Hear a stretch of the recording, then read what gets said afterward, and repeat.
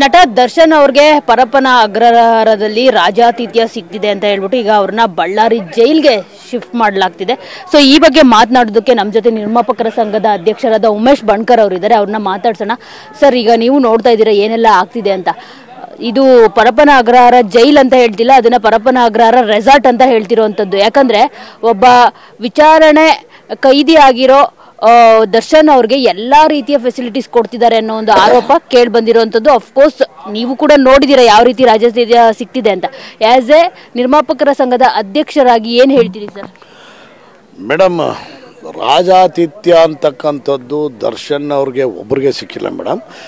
ರಾಜಾತಿಥ್ಯ ಅಂತಕ್ಕಂಥದ್ದು ಜೈಲು ಯಾವಾಗ ಸೃಷ್ಟಿ ಆಯಿತು ಅವತ್ತಿನಿಂದನೂ ಕೂಡ ಯಾರು VVIP ಅಂತ ಹೇಳಿ ವಿಚಾರಣಾಧೀನ ಕೈದಿಗಳು ಅಂತ ಹೋಗಿದ್ದಾರೋ ಅವ್ರಿಗೆಲ್ರಿಗೂ ಕೂಡ ಅಲ್ಲಿ ರಾಜಾತಿಥ್ಯ ಸಿಕ್ಕಿದೆ.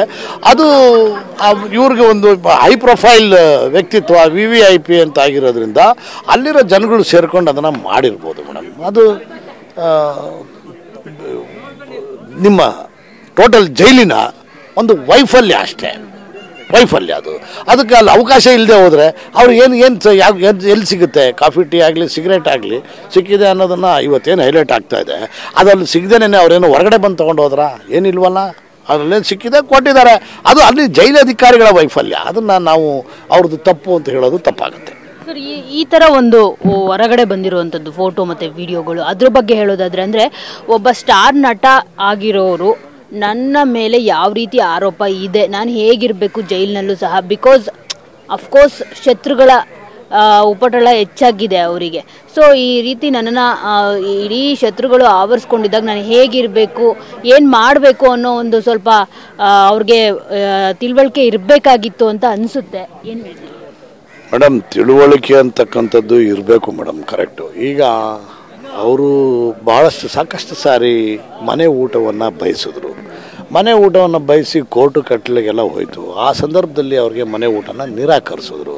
ಸೊ ಆ ಸಂದರ್ಭದಲ್ಲಿ ಏನಾಗ್ತದೆ, ಫ್ರಸ್ಟ್ರೇಷನ್ ಆದಮೇಲೆ ಅಟ್ಲೀಸ್ಟ್ ಒಂದೇನೋ ಕಾಫಿನೋ ಸಿಗರೇಟು ಏನೋ ಒಂದು ಇದರಿಂದ ಅದು ಸೇದ್ದವ್ರಿಗೆ, ಕಾಫಿ ಕುಡಿಯೋರಿಗೆ ಗೊತ್ತಾಗುತ್ತೆ ವಿನ ಪಾಪ ಕಾಫಿ ಟೀ ಕುಡಿದಿರೋರಿಗೆ, ಸಿಗರೇಟ್ ಸೇದಿರೋರಿಗೆ ಅದ್ರದ್ದು ಏನು ಅಂತ ಗೊತ್ತಾಗಲ್ಲ.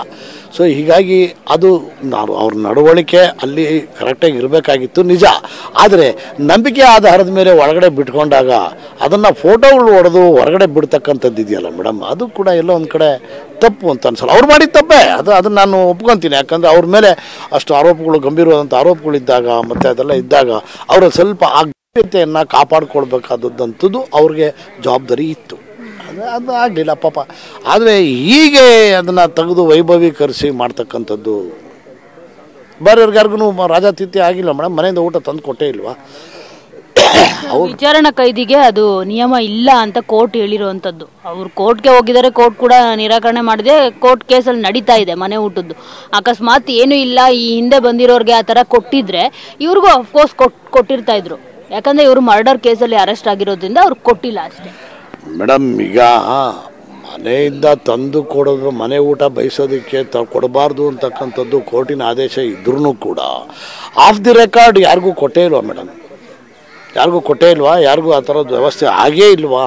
ಆದರೆ ನಾನು ಹೇಳ್ತೀನಲ್ಲ, ಅವರು ಅದನ್ನು ಅಲ್ಲಿ ವೈಭವೀಕರಿಸ್ತಾ ಇರ್ತಕ್ಕಂಥದ್ದು, ಅವರ ಒಂದು ಮೇಲೆ ಆರೋಪಗಳಿದ್ದಾಗ ಅಂತಕ್ಕಂಥದ್ದು ಒಂದು ಕಡೆ. ಆದರೆ ಆ ಸವಲತ್ತುಗಳನ್ನು ಕೊಡ್ತಕ್ಕಂಥದ್ದು ಕೂಡ ಅಷ್ಟೇ ಅಪರಾಧ ಆಗುತ್ತಲ್ಲ.